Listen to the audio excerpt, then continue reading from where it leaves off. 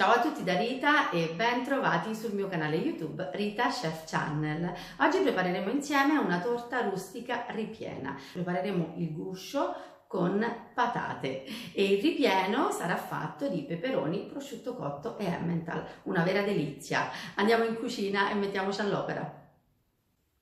Vediamo insieme gli ingredienti di questa preparazione e partiamo da quella che sarà la base della torta, ossia le patate, sale, rosmarino, pepe, curcuma, 2 uova che serviranno per la base di patate, peperoni fanno parte del ripieno, giallo, verde e rosso, una cipolla media, prosciutto cotto, Emmental a dadini, panna da cucina e ancora 2 uova. Queste 2 uova serviranno poi per la farcia della nostra torta.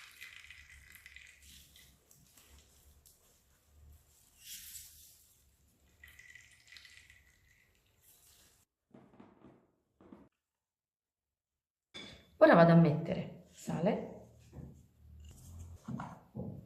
curcuma, pepe e rosmarino. Comincio così ad amalgamarle, poi batto velocemente le 2 uova, un pizzico di sale e le rovescio e vado così ad amalgamare il tutto.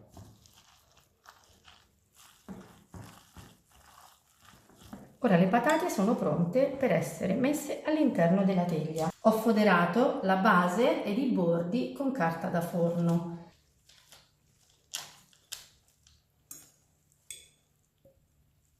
Ed ora devo distribuirle sulla base e sulle pareti.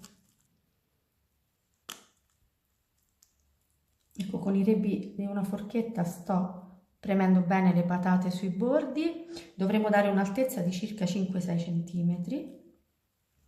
Ho trasferito già la teglia a cerniera su una teglia foderata con carta da forno. Ho preriscaldato il forno a 180 gradi e porto la teglia in forno per 20-25 minuti.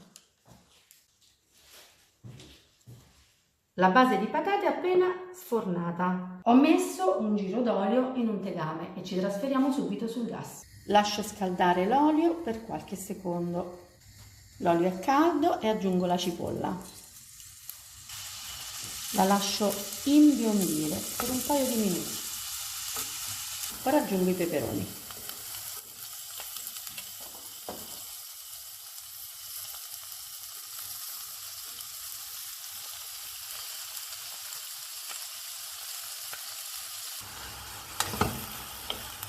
Ora vado a salare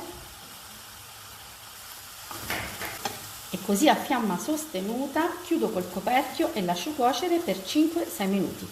I peperoni sono pronti e vado a trasferirli su un piatto. I peperoni sono tiepidi e quindi è giunto il momento di preparare la farcia della nostra torta rustica. Metto un pochino di sale così nelle uova e vado a batterle. Ora prendo la panna e la aggiungo alle uova.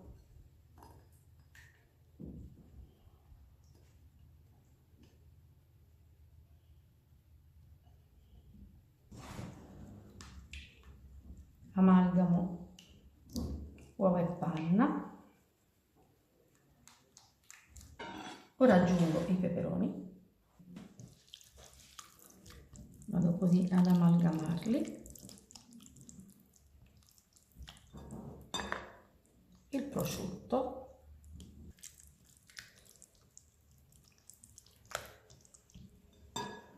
e il formaggio.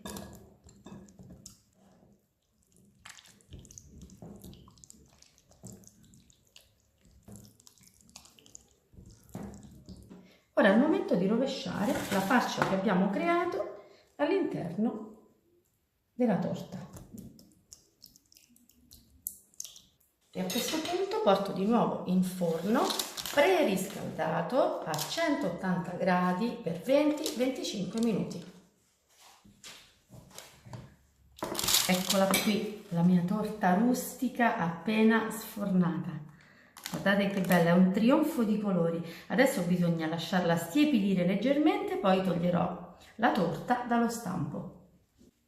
Ho tolto la torta rustica dalla teglia e adesso andiamo a tagliarla e vediamo l'interno.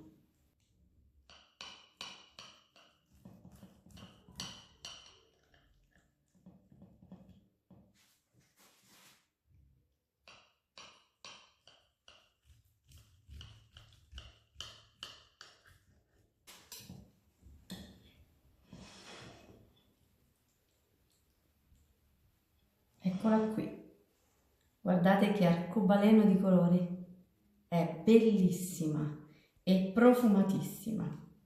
Beh, io mi auguro veramente che la rifarete in tanti. Anche per oggi è tutto.